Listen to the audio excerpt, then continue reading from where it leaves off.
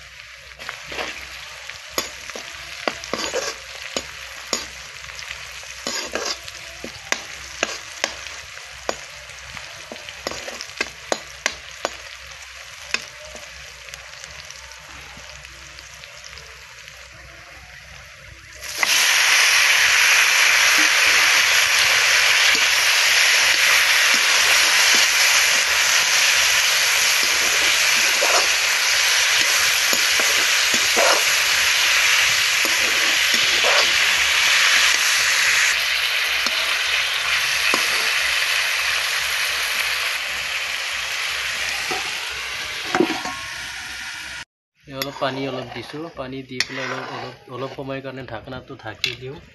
তাৰপিছত অলপ সময় ৰখিব লাগিব। গাইছ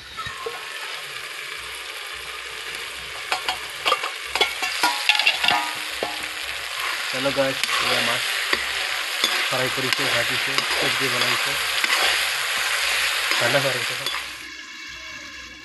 এতিয়া ঢাকনিটো ওলাই দিওঁ। ঢাকনিটো ওলাই দি পেলাই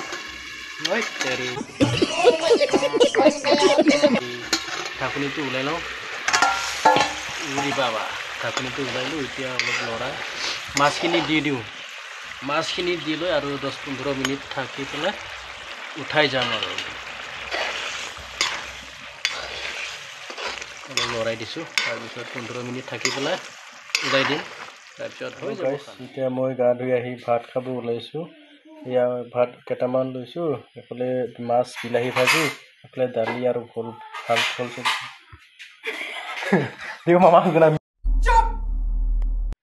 হেল্ল' গাইছ, ভাত চাত খাই উঠিলোঁ। এতিয়া শুবলৈ গৈ আছোঁ। গাইছ যদি সকলোৱে যদি মোৰ ভিডিঅ'টো চাই কিবা এটা মানে ভাল পায়, আপোনালোকে লাইক আৰু এটা কমেণ্ট কৰিবলৈ নাপাহৰিব। গাইছ তো আজিলৈ মোৰ ফালৰ পৰা সকলোকে শুভৰাত্ৰি।